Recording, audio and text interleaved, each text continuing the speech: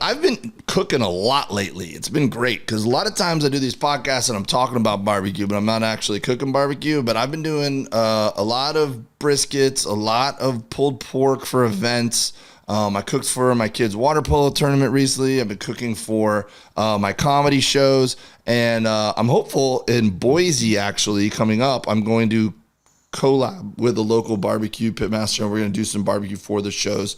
This week, I got the hiccups. This week, I'm going to be in Tracy, California, one night only. That's Thursday. Next week, I'm in Boise for a whole weekend. And then I'm heading to Colorado.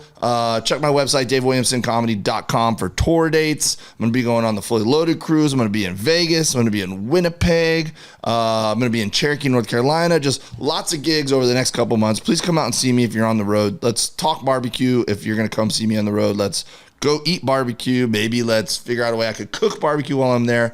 Thank you for listening to the podcast. Very excited for today's guest. This gentleman is known for being on Team Big Green Egg. Just a sweetheart of a human being. Had a blast hanging out with him in Key West at this event, the Rub a Dunk, that we've been talking about a lot on the podcast because it was just so epic and made an impression on everybody.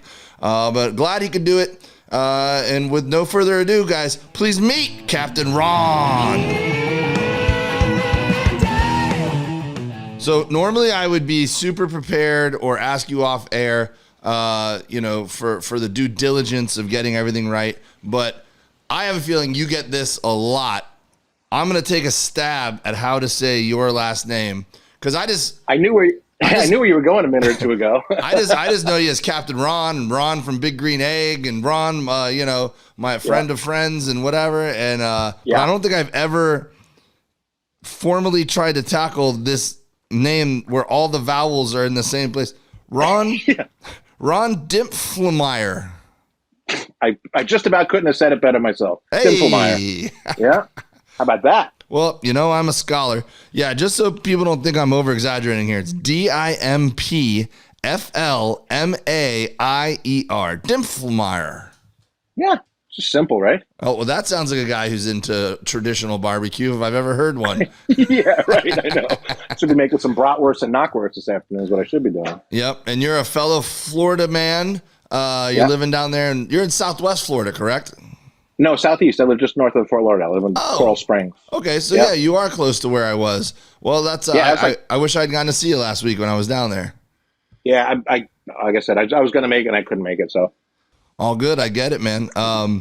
When the food needs to be cooked, you got to do it. Yeah, something like that. So we got a lot going. We're getting ready to move, so I got a lot going on right now. Oh, got you. I know how it is, buddy. So how many smokers do you have at your homestead there that you're going to have to move? Do you have a pretty complicated setup, or is it all Big Green Egg all the time? No. I have 30 different smokers and grills back here. Yeah. Well, please elaborate on that. I have 30 grills and smokers and a very patient girlfriend. There you go. A little bit of everything. You got the Big Green Eggs, the ceramics. You have an offset.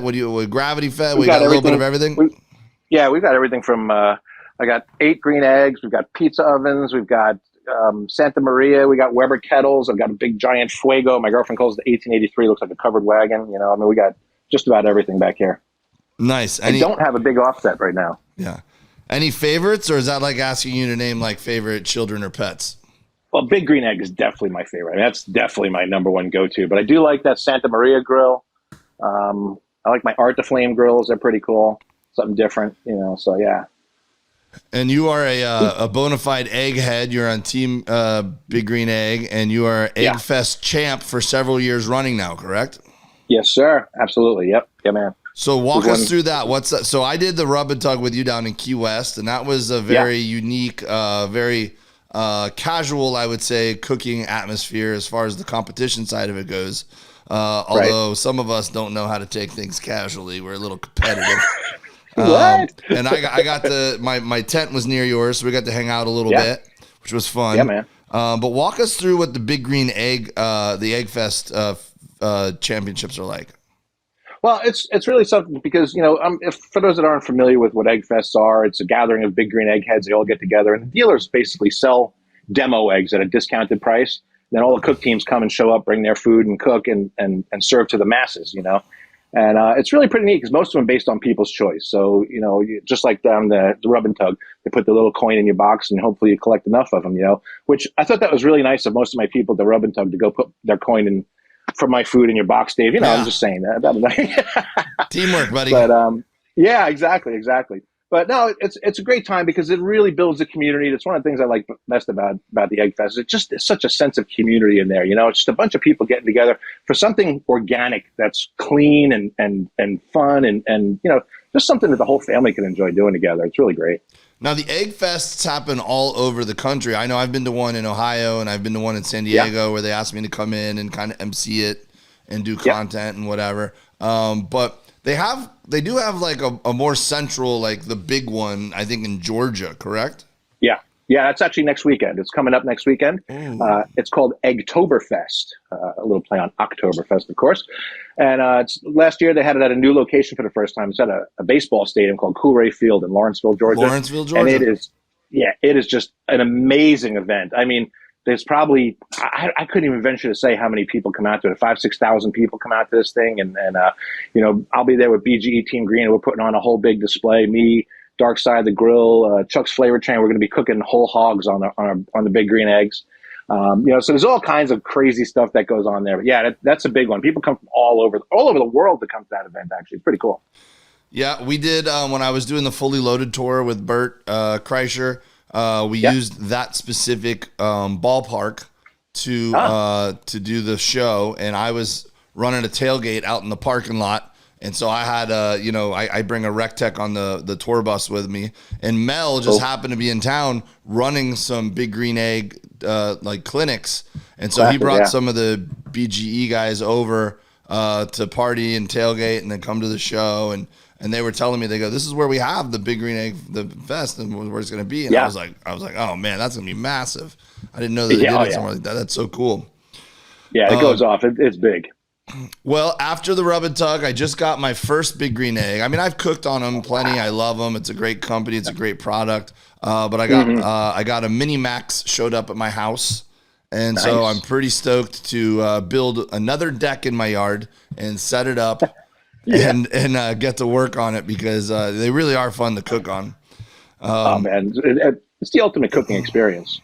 Yeah. Shameless plug. I think hand in hand, the Big Green Egg, along with maybe the evolution of pellet smokers, have been most responsible for this barbecue boom that we're in, where so many people now, you don't need a big Texas set smoker that your uncle handed down to you and taught you how to use in order to be good at barbecue.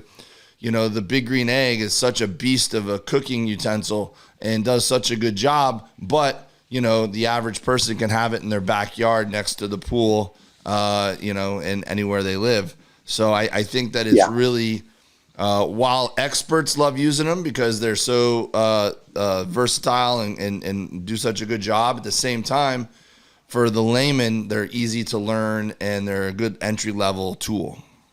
Sure, absolutely. It's really, for me personally, it's the greatest all-around grill that there is because I always tell everybody, I said, if you can cook it inside, like on your stove, in your oven, or if you can cook it on a grill, if you can cook it on a smoker, you can cook anything. I'm going to cook it on my egg. We've made everything from appetizers to desserts, you name it, to briskets. And, I'll tell you, man, I'll put my brisket up against any brisket out there.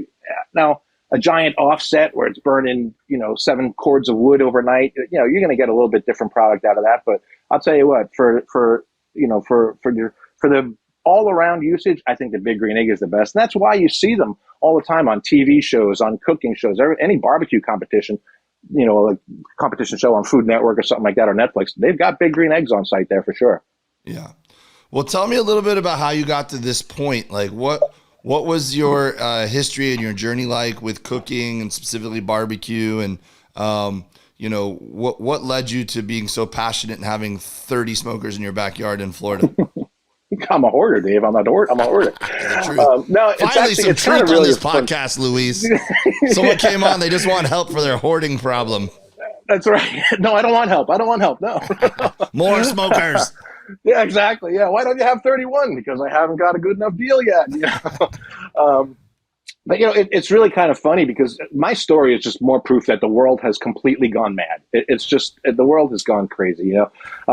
Before this, I've been in the car business, and now I was a traveling salesperson. I helped people out of unwanted timeshares before that. That's what I did, legitimately and legally, may I add. Okay. But I was on the road. I was gone 3 weeks of the month. I was traveling. I missed school plays. I missed soccer games. I missed all this stuff from my kids growing up. And then I always had an interest in cooking, and my grandma taught me to cook, and my mom was a big cook. I just always had an interest. My through high school, I worked in a pizzeria. So I just always had this passion for cooking, and I like putting smiles on people's faces, like I'm sure you can relate to. Mm-hmm. And we went to an egg fest, and everybody was talking about Instagram. My kids said, "Oh, you have to start an Instagram." So I did the thing that any responsible adult would do, and had my kids make me an Instagram. Yeah. And and I just started posting pictures of my food, and it just kind of started growing and growing. And Big Green Egg reached out, and then I've been blessed. I live about an hour, maybe 45 minutes from FOGO Charcoal Company, and then started working with them. Now I'm actually a full-time employee of FOGO. I make their YouTube videos for them. So the pandemic, the way that it worked out for a lot of people was really bad. For me, it worked out great. I had a complete change of career. I get to do what I love every day. I get to be home. I don't miss anything. It's been really amazing. And to meet so many of the people that I've met and come in contact with is just astounding. Like yourself, for instance, Yeah. I'm just a backyard cook, taught myself how to cook. And you were saying about Food Network. I used to have Food Network on 24/7 when I was traveling in hotel rooms. That's what I was watching, Food Network. Yeah. That's where I learned. No, I mean, it's a familiar story for a lot of people, me included. I was leaning so into barbecue and loving it and really getting into it. And before, COVID, and then during quarantine, I did the same thing. I just go, well, I guess all my stand-up dates just got canceled. Looks like I'm going to be doing some barbecue content. And I just like the grill. Yeah. I just cooked, and did live streams and talked to my I was doing this, but I was doing it live because everyone was home bored, so they could watch it live. And we would broadcast for like an hour or two, and it ended up being really good for my career too. It made me focus on what I was passionate about and not just staying busy, It's amazing how life takes us down these different journeys. And, all of a sudden you're going down this path, and all of a sudden it veers off like this. And you go, how did I get here? I was watching one of your podcasts, and you were talking about, it's great to be recognized in an airport or something like that. The first time I got recognized, I was like, you got to be kidding me. The first time somebody came up in the egg fest, like, hey, can we take our picture with you? I was like, who are they talking to? Me?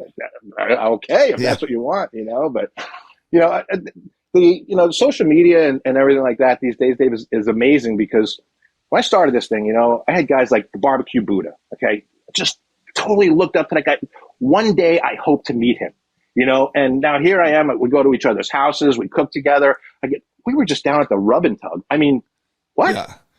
Which is the name of a barbecue festival that we went to. They didn't go. Oh, yeah, that too. Yeah. You got to be careful how you word that in a sentence. That's true.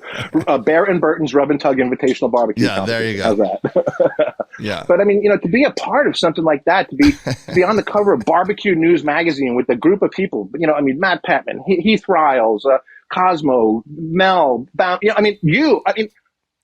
it's astounding to me that all these people that I just wanted to hopefully meet one day, are now close friends. It's amazing. Yeah, I missed that picture. That I saw that group shot come up, and I was like, I think I was cooking at that time because we got to the sandbar kind of late, and I was like, man, it was all those people you just named on the sandbar, beautiful, pristine blue waters, and they put it up on the cover of the Barbecue News magazine, and I was just like, man, why didn't I pop into that photo? That's such a cool photo. I think there's a lot of people that are saying that same exact thing. I know Buddha personally. He's like, I walked away for 5 minutes, and this is what happens. I missed that. It just wound up being great time and great, right place, right time. So, but wasn't that an amazing event though? It was incredible. I can't stop talking about it. I think the past few episodes, it just keeps coming back to that, talking about that. I was talking to Al Fragoni earlier on the phone, and we were talking all about it. I'm gonna have him on next episode. Nice. Yeah, man, it was just such a great event for so many reasons. And like you're alluding to, one of the cool things about barbecue is the community. And so when we get to go do those events, it's just cool to be with so many people we enjoy being around in this barbecue world and hanging out together. And, cooking and feeding people truly is a community event. So getting together to do that on a higher scale, it's just a blast. Sure, no doubt. And the cool thing is we're at this thing, and I didn't leave there going, oh, that guy was a jerk or this one was an idiot. There was nobody there that was like off or, everybody was friendly. Everybody was welcoming. I mean, I'm walking up to, that's where I first met Heath Riles. I walked up to Heath Riles, introduced himself, and he's just, hey, man, how you doing? We just sat there and talked and had a conversation. I mean, just incredible. Just incredible. I like that's your Heath Riles impression. Hey, man, how you doing? I mean, what a guy, though, So well, it's just great. Well, tell the people a little bit about your content. Do you like doing more of the recipe type content, the shorter form stuff like that? I know that you've done some collabs with our friend Girl Robin. Sure. What are some of your favorite videos you've done? What's some stuff people should definitely go check out when they go peruse your socials? Well, there's one thing I enjoy is that every week we release a video on YouTube on the FOGO Charcoal YouTube channel.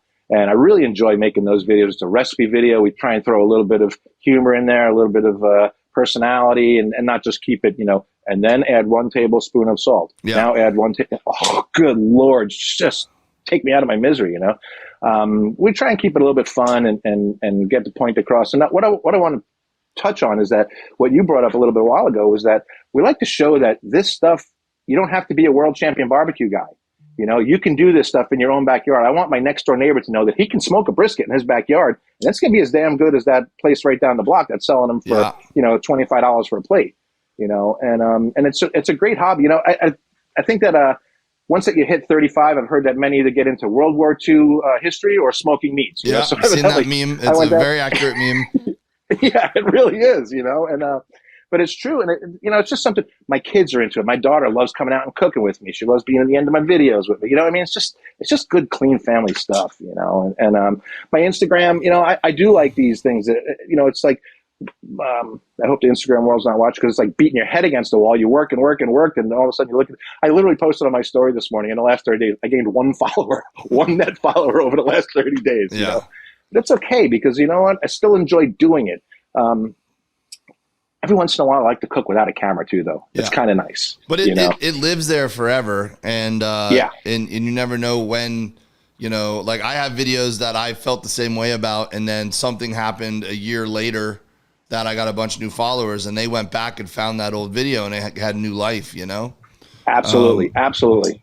And that's the same thing with these podcasts. They're just archived up there. And whenever people, like I have people that are just finding the podcast now, and they're going back and binging, episodes from whenever I started this 4 years ago. And Sure. I didn't even do video back then. It was before COVID, and I was just working the road so much. I'd bring a recorder with me and go to the local barbecue restaurant and go, hey, is there someone here I can interview while I eat food, And they were like, yeah. That's so crazy, it's evolved. And there's no timeline of when people. It's not like TV back in the day when it's like if people weren't home watching you at 8 p.m., you didn't get those ratings. You missed it. Exactly. Yeah. Exactly. I know. That's why we don't really sweat about missing a show anymore. Because I just watch it tonight, tomorrow, next week, whenever. Everything's available at our fingertips these days. Yeah. So you mentioned that you're doing the social media or the YouTube videos for FOGO Charcoal. And I took my son to Fogo de Chao last night, so I almost said Fogo de Chao. They opened one by our house, and he'd never been, and I took him a couple weeks ago for a special occasion. And so now we went out for his birthday dinner last night. I'm like, where do you want to go? He goes, I want to go back to that meat place. And I'm like, all right, let's do it. I can definitely relate to that. Yeah, I can definitely relate to that. It's one of the few places I'll actually eat a steak at, something like that. When they carve that picanha off that skewer. Oh, yeah, baby. They were on point last night, man. You just got to keep that coin flip the right way, right? So as a guy coming from the car business, though, and getting people out of their timeshares, to the point now where other people are sourcing you to help them with their videos, you must have done a good job teaching yourself how to edit or how to shoot and how to be entertaining. Yeah. Yeah, if you go back to the beginning of my Instagram to what I do now, it's very, very different. Just as you said, like you used to walk in with a recorder and just say, hey, who can I interview? It was the same kind of thing. I was just putting together stuff. I didn't know what the heck I was doing, but I was just taking pictures. I will say this, probably me along with the rest of the world, I do miss being able to post a picture on Instagram. Good Lord, if it's not a fully involved video. They make the editing things so easy now, the apps to use it, that, I don't go too crazy with it, but it makes it fairly simple. And yeah, it's just like anything else, David. You have to do a little bit of homework. Nothing comes for free. Sure. You're not just going to go and cook something and post a picture and it's going to take off. It does take work. It takes, people don't realize. My daughter will introduce me to somebody. Say, "Oh, my dad, he's a barbecue social media influencer." They're like, "Oh, you're so lucky. You hardly work." I'm like, "Man, I work more than you do." Yeah. And people don't realize that there's time that goes into this stuff. Oh, you release one YouTube video a week. So what do you work like one day a week? No. Who do you think writes the scripts? Who do you think writes the recipes? Who do you think cooks the stuff? Who do you think does the practice cook? Who do you think, all this stuff takes time. Just like your comedy shows, you don't go up there and just make something up. No, this is a well planned out thing to make it look natural and look organic. That's the trick. Yeah. I don't know. I've gotten pretty lazy lately. I just kind of phone it in. I just go up. Yeah, I won't lie. I do a lot of that too. You should see the reel I posted this morning, man. I'm not trying that hard anymore, Ron.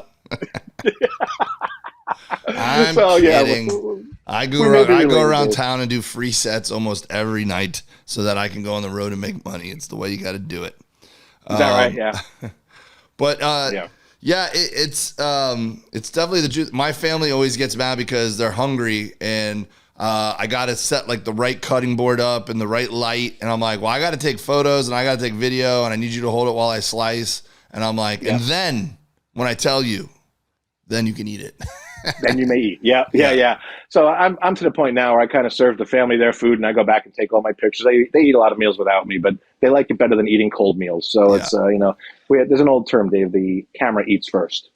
Yeah, I like it. What are some, let's talk food itself here. What are some of your favorite things that you've cooked or most impressive or most interesting? I know you did iguana with Robin. You guys did a collab video together. But, at these egg fests, I know you got to bring it. You can't just come and do like traditional pulled pork or something and win those suckers. You got to get creative. You got to get, a little sometimes thinking outside the box. So what are some of the recipes you've done during these competitions or in your videos that you think would be interesting to talk about? Well, it's kind of funny you say that because I actually used to think that way too. I've seen a lot of egg fests get won with a pulled pork slider or with a slice of brisket or something like that. Yeah. Sometimes the simpler the better because the general public doesn't have our same taste buds or palate, shall we say, and they come out and you do these. I used to go crazy and cook all these fancy things and 75 ingredients and just go hog wild and just be completely wiped out and done and not even get a top 5 call, whereas now, so I'm a one-trick pony right now. We do a lot of egg fests. I cook for FOGO, and we go and do these. All I do is I'll buy a prime New York strip roast, a whole big, 12-pound strip roast or 15-pound strip roast, coat it up and rub, and just smoke that whole roast. And throughout the day, I cut a steak off of it. I'll season the inside, and then just sear it directly on the charcoal. Give it a quick caveman sear. Yeah. I've won like 4 egg fests just doing that. So it's crazy. But some of the cool stuff we've done. We've done. Chicken shawarma tacos, we've done some really cool things. I like to get really inventive, and what I've done is I like to recreate a lot of old recipes. So I'd like when my mom passed, I found all her old recipes written down. So I like to reproduce a lot of those and do them on the egg. I make her meatloaf on the egg and it's got a brown gravy. Man, it's just killer. I mean, it's just so good. I always thought my mom's meatloaf was the best. I'll put my version of her meatloaf on the egg up against hers anytime. It's just great. So I've been really enjoying doing that. Everyone loves their mom's meatloaf. Oh, but my mom's was the best. I mean, my mom's is pretty good. I don't know, mashed dude. taters on the side. Oh, yeah. Oh, God. All right. Well, thanks for having me, man. I got to go eat some meatloaf now. Well, I could see how that ribeye roast would be a crowd pleaser, though, because you have a lot of different elements in play, right? You got, first of all, beautiful presentation when you could show them, like, oh, this is where it's coming from, big hunk of meat. You have the nice, medium rare middle, but you also get that nice seasoned, seared up outside, and then you're doing the quick sear on the charcoal, so you get another element of flavor in there. Like I could just see how that would be kind of a cheat code. There's a lot of visual in there, and I'm pretty shy. I like to get out front and talk to people and keep it going. So doing the caveman sear is a little show in itself. That part right there. People are just baffled when you put a piece of steak right directly on the charcoal. wow, we get 1,500 wows a day, Yeah. when we do these things. And they're like, isn't That's the really meat pretty going to cool. be dirty? Isn't the meat going to be dirty?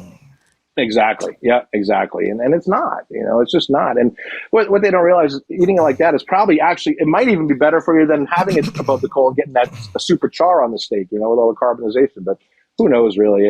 I know this, it tastes good, so I like to eat it. Nice. All right. Well, if I took that away from you, tell us about something else you've been cooking on the eggs. Let's see. We've done some desserts. I've actually got a recipe on Big Green Egg's website for a pistachio cream cheese cake, a green cake that we've made on the egg. But one of my all-time favorite things, I made a pumpkin swirl cheesecake on the egg. And just that little tiny hint of smoke really, really gives it a thing. That's the thing is for me with cooking, I'm going to segue a little bit here, is that, a lot of people don't understand. You can have overly smoky foods really easily. Really easily. I don't like that.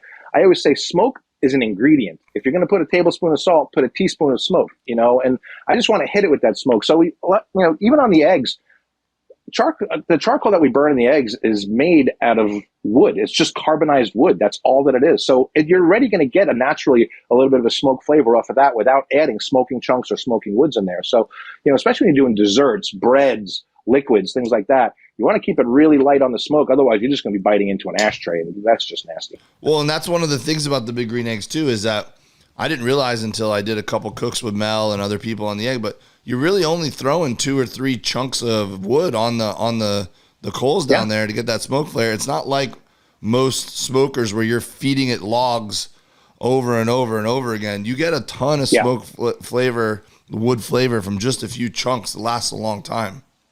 Absolutely. Absolutely. And, if you place them in there right, you're going to get smoke for 2-3 hours on that thing. If you place them just so that, as the fire spreads, it's going to catch those wood chunks on there too, and it's going to spread. The other thing I like about the eggs is that, I've cooked on my XL egg, 1 load of charcoal, fill it all the way up as much as you can take, burn it at like 250. I've cooked for literally 24 hours straight without ever touching it, not adding any charcoal, not doing anything. I cooked the brisket, that came off, I put a pork butt on, we cooked the pork, and I still had charcoal left after 24 hours. Man, it's just amazing. Now, here's a naive question. If you load it up like that and you don't burn all the way through in one cook, can you relight those same charcoals and just keep going? Absolutely. Absolutely. So when you're done, you just shut that bottom vent, shut the top vent, choke it out, so that's going to put out the coals. And they're still sitting in there perfectly fine. Here in Florida, sometimes if I'm not going to use one of my eggs for a while, I might take the charcoal out just because it's so humid. Moist, we live right near the coast, and and it'll absorb moisture. It doesn't burn. It's hot. It's hard to get lit. But absolutely. There's no reason to get rid of that charcoal. That's perfectly good. My recommendation, I've done a video on this, add a little bit of fresh charcoal on top of it and mix it in. So I find that works best. But yeah, it's great. How do you handle all the rain there with all your smokers and stuff? Do you have a cover over your area? Yeah, I'm real fortunate here. I'm going to do this. You can see I have a little bit of a covered area here, that I cook in. You can see I've got my eggs here, there. And so I have a covered area because if not, I would be, I'd be in big trouble because it rains, especially right now. It rains almost every single day here. Yeah, and it rains. We've had 2 rainstorms today. We have 2 rainstorms here today, and in about 20 minutes from now, it's going to just downpour again. So, yeah, it is tough. I have a bunch of stuff outside, but, we had to switch filming from tomorrow. We're going to use one of the grills outside, and we're going to film YouTubes tomorrow, and we just had to switch a little while ago because it's going to pour all day tomorrow. So it is a peril of living here in South Florida, but man, it sure is nice. It's the tax of living in paradise. Amen. Yeah, there's a couple of those taxes. So talking about the desserts. Yes. During the pandemic, there was no auditions. There was nothing going on. And then I finally got an email about an audition. And they were going to start doing the auditions at home. You had to put yourself on tape. So my neighbor was filming a lot of my stuff for me. He was a furloughed cameraman for the news. And he was coming over to do a live stream. And I go, hey, man, I got this audition that I'm supposed to shoot in my kitchen about cooking a cheesecake for Philadelphia cream cheese.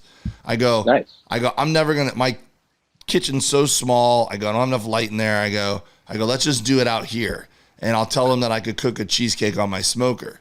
And he's like, can you? And I go, I don't know. I've never heard of that before. I go, but most things, if you can cook it in your oven, you could cook it in a smoker, So I just built my little shed that I housed my first smoker in and everything. So it looked cool. It was a cool backdrop. And I did the audition, and they called me up immediately, and they were like, "Hey, can we do a Zoom call with you? Can you really cook a cheesecake in your smoker or whatever?" And I'm like, "Yeah, no problem. I do it all the time." And I did a Philadelphia cream cheese commercial. It's got like I don't know, millions of views on YouTube. Still, it's up there. But it was so funny. Fantastic. During quarantine, all of a sudden my phone was blowing up, and everyone's like, "Dude, you're all over my Netflix and stuff." Like, you know. That's great. That is so cool. It's great how this stuff works. You know? A stupid cream cheese, making a cream cheese in my cheesecake. Excuse me, cheesecake in my smoker. Who'd have ever thought? Yeah, who'd have ever thought, right? Like normally you think of something like that and go, "Well, that's not going to work. Who cares about that?" That's the stuff that blows up. And it was delicious. I bet. Yeah. Heck yeah. Oh yeah. No doubt about it. Well, as long as you're not over smoking stuff, and I think that I always call it the kiss of smoke. Just that kiss is really gives it a nice flavor to a lot of stuff. There's things that I don't want smoke on, but yeah, even desserts can have a real nice flavor to them for sure. Yeah. That's going to be the name of this episode, the kiss of smoke. I like it. I like it a lot. Well, Captain Ron, what do you have coming up, man? What's next? What's on the horizon? Well, actually, this Thursday, I'll be flying to Atlanta, and then we have Eggtoberfest. So that's going to be a great event. Like I said, I'm really excited because we're doing something really cool. I think I mentioned it. My brain is a sieve these days, Dave. But I think I mentioned it. Mel, Chuck, and myself are doing the whole pigs at Eggtoberfest. So that's going to be a really cool thing because nobody can believe that you can cook a whole pig on a big green egg. As a matter of fact, I did a video that you might like. You just got a Minimax. I actually made a whole suckling pig on my Minimax. I smoked a whole suckling pig on my Minimax, so it can be done. So I got Eggtoberfest next weekend. The weekend after that, I fly out to Dallas. I've got the North Texas Egg Fest going on there. And then the following week after that, you had mentioned Al Fragoni. I'm supposed to be going to he's got a big live fire cooking event where we're doing whole steers on a cross. But I'm set to go to that, but I'm not positive. We're getting ready to move here, and we have to be out of here by almost right before the end of November. So I got a lot to do, man. You know? I'm so bummed I'm not going to be able to make that, man. He told me about it, and I'm going to be on a cruise ship that week. But that's going to be a really cool event. I mean, look, I've pretty much decided I'm going to go to Memphis in May every chance I can. I'm going to go to the Rub-A-Tug anytime I get invited. And so it's just these events, man, they're just going to keep stacking up on ones that I'm not going to want to miss. No doubt. Last week it was the American Royal. I really wish I was there. Yeah, I thought about it. I missed you. I missed you. You were at Memphis in May, right? I was. Yeah, somehow we missed each other. I was cooking in the Home Depot area for FOGO. Somehow we missed each other over there. We had whole gators up there. Yeah, I popped over to the when people I knew were doing the demonstrations. I was popping over or whatever, but I was just walking around the perimeter and mooching in on everyone's. Because I just showed up to hang out. I didn't have anywhere to be or whatever. I didn't have gigs that weekend, and it was like the first weekend I didn't have gigs in forever. And I was watching on Instagram on Monday and Tuesday. Everyone was heading to town to get set up, and I was just like, man, I should go. And I checked flights, and flights weren't that bad, so I got on a flight on like Wednesday night and just went. So were you like me? I had never been to it. This is my first one going there, and I've been to a lot of barbecue competitions. Everybody has a 10 by 10 or maybe a big one has a 10 by 20 booth. Yeah. You get there, these people have 3-story buildings with bars on top and full ass DJs, and one had a gym, I think, on top. What the hell is going on here? Fortresses. Oh my goodness. Well, tell me if you think this would be a good idea. I want to get the festival to let me build a comedy club there and just run entertainment for like several nights in a row. And then there'll be comics walking around eating the barbecue at the same time. And then, the first time I went was a few years ago, and I performed comedy. Someone hired me to come and do a set in their tent. And so they said that there's been DJs, strippers, painters, and artists of all kinds of entertainment. They said, we think you're the first stand-up comedian to ever perform at Memphis in May. Nice. And it went great. It was so fun, man. Of course it did, because the barbecue community is just a bunch of fun-loving, great people to start with. So you get out there and start throwing some comedy, especially your comedy. I mean, golly, that's got to be a great time, Yep. So amazing. It's settled. Next year, you're funding one of those big 3-story tents. Wait, what? Yeah, well, that's what I heard. You're breaking. Hello. It's like breaking up.